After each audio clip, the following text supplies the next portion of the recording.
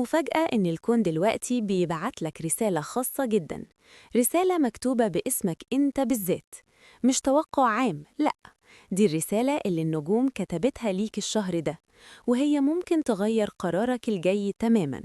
لو مستعد تسمع الحقيقة اللي جايالك، ما تتحركش من مكانك، لأن اللي هقوله دلوقتي ممكن يكون السبب إنك هتاخد خطوة كبيرة الشهر ده. مرحبا بيكم في النجمة بتحكي. يلا نبدأ بالحمل. يا حمل، الرسالة اللي جايالك الوقت خلص، ابدأ دلوقتي وما تستناش إشارة تانية. إبريل ده شهرك بجد، خاصة مع دخول أورانوس الجديد في الجوزاء، ومارس في برجك بيولع الطاقة. اللي كنت بتأجله من شهور هيحصل فجأة لو اتحركت. رسالتك: خد المبادرة النهاردة حتى لو خايف. الحب: فرصة قوية لوحدك أو مع الشريك. الفلوس: خطوة جريئة هتجيب نتيجة. يا ثور، رسالتك: الأمان اللي بتدور عليه مش هيجي لوحده، هيجي لما تفتح قلبك للتغيير. الكون بيطلب منك تطلع من منطقة راحتك شوية، ممكن تغيير في الشغل أو مكان، بس هيبقى لصالحك. نصيحة النجمة: جرب حاجة جديدة في العلاقات أو الروتين، هتلاقي الاستقرار الحقيقي. يا جوزاء، الرسالة واضحة، أفكارك الجديدة دي ما تكتمهاش، اطلقها للعالم. مع أورانوس داخل برجك دلوقتي من 25 إبريل، دماغك هتولع بأفكار عبقرية. الكون بيقولك اتكلم، اكتب، شارك، حتى لو الناس مش هتفهم في الأول، ده وقتك عشان تبان. يا سرطان، رسالتك: الحماية اللي بتعملها لنفسك خليها تشمل أحلامك كمان.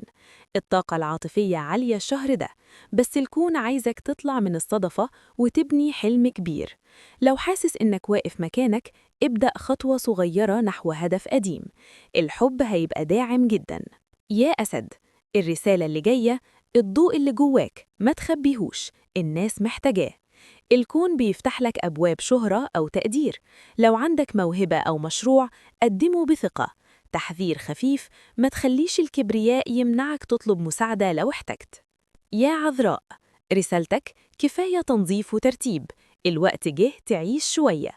الكون عايزك تركز على المتعة والراحة النفسية الشهر ده، واعمل حاجة لنفسك فقط. الصحة والتوازن هيبقوا أولوية.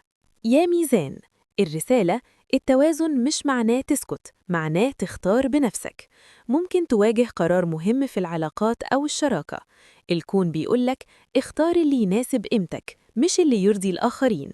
يا عقرب، رسالتك القوية: اللي انتهى خليه ينتهي، الباب الجديد مفتوح. تحول كبير في الطاقة الشهر ده، خاصة في العمق العاطفي. سيب الماضي واستقبل الجديد بقلب مفتوح. قوة داخلية رهيبة جاية لك. يا قوس، الرسالة: الرحلة مش بعيدة، هي جواك. ممكن تسافر أو تتعلم حاجة جديدة، بس الأهم اكتشف نفسك أكتر. الكون بيفتح لك أبواب للنمو الروحي والمغامرة الداخلية. يا جدي، رسالتك: النجاح مش بس شغل، النجاح هو إنك تكون سعيد. الكون عايزك توازن بين الطموح والحياة الشخصية. خد وقت للعيلة أو لنفسك، هترجع أقوى. يا دلو، الرسالة: أفكارك الغريبة دي هي المستقبل. مع الطاقة الجديدة، أنت رائد التغيير الشهر ده. شارك رؤيتك، الناس هتتبعك. يا حوت، رسالتك: أحلامك مش وهم، هي خريطة طريق. الإلهام عالي جدا، اكتب أحلامك وخطط لها. الكون بيدعم الإبداع والروحانية عندك. كده سمعنا الرسالة لكل برج، بس تفتكر إيه اللي هيحصل فعلا الشهر ده؟ إبريل 2026 ده شهر تحول كبير. أورانوس داخل الجوزاء يوم 25، ومارس مع نبتون وساترن في الحمل. ده معناه إن الأحلام هتتحول لخطوات حقيقية، بس لازم تكون جريء. لو الرسالة اللي سمعتها لمست قلبك، اكتب برجك في الكومنت دلوقتي وقولي وصلتني أو محتاج تفاصيل أكتر. الكون مش بيتكلم بالصدفة، الرسالة دي جاتلك لسبب. خد وقتك النهاردة، فكر فيها وابدأ خطوة صغيرة نحوها.